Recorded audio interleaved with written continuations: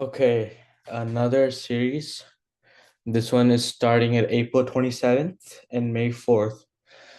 This series is yet to have a sponsor. For instance, the past two series or this tournament and the series before that, it was all going for good, whereas yet to have a sponsor for this series. But it's a series that will take 2 days, April 27th Sunday, May 4th Sunday, a week apart, and it will be three matches. And I'll talk you through on what the series is going to be and basically the rules, the format, etc. for the series. So the fees for the series, first of all, the fees do matter, and it's $5 per player. Doesn't matter if you're non-core, core. Uh, it's $5, and it needs to be given anytime before March 31st, before or on time March 31st, 5 p.m. Anytime before or on that time. Um, Another thing that's due around that same time is the signed code of conduct that is also due during a day later, April 1st. So those two things are due for you guys for members. It's $5 fee. It's for this upcoming series. So obviously the plan is to also have an online method. That's a plan that I really want to have. If online is not possible, obviously, $5 cash is definitely needed in order for you guys to play this tournament.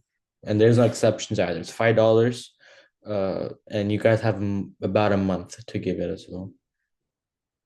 It's the rules now. So tournament rules, it'll be three matches and two will happen on the same day. There's no playoffs nor no finals. It is a 9-hour format and there will be draft picks for this tournament. So you're gonna see a lot of elements from this ongoing tournament implemented into this new tri series.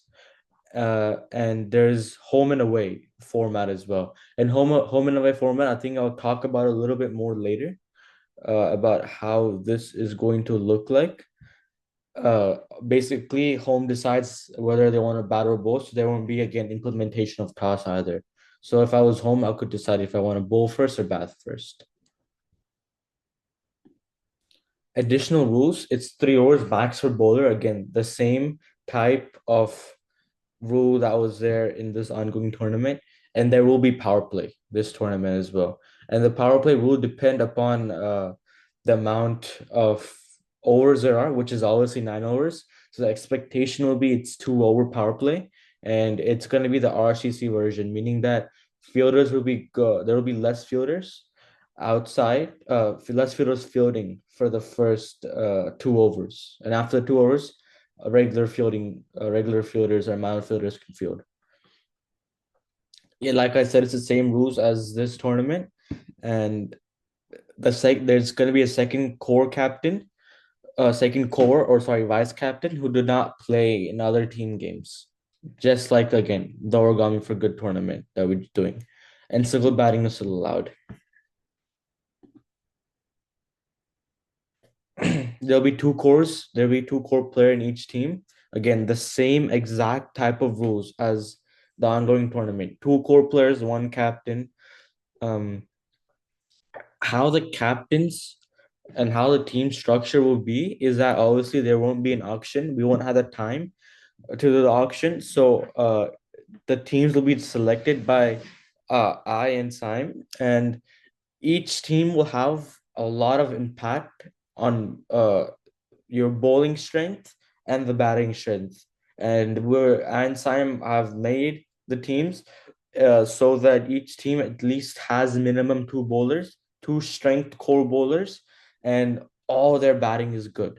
That means each team's batting is good, and the core of the bowling is present in the core players. Uh, so just aware of that.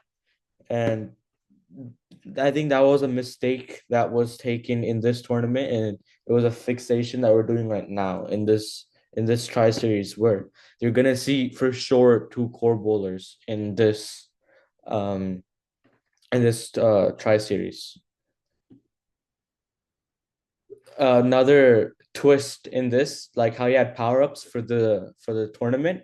So basically, there's Sam's gonna decide captain A, captain B, captain C. So there's gonna be three captains for this tri series, and Sam's gonna call them as captain A, captain B, or captain C. Captain A has the most advantage. Basically, he decides how the games are gonna be played out for the three matches. Captain A opens this tournament as he plays home for the first game and he decides his opponent. That's a very big advantage. Captain A will also choose the two teams playing the second game as well. And remember that the second game will take place on the same day. Sometimes that's a disadvantage when you where the captain, the team is tired and they cannot play twice. And Captain A has that advantage to choose two teams that are gonna play the second game.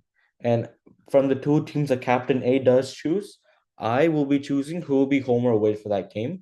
And the third game is Captain C will be playing it, and whoever has not played against Captain C will be playing that game, and whichever team has not been home in this tournament at all will be home for that game.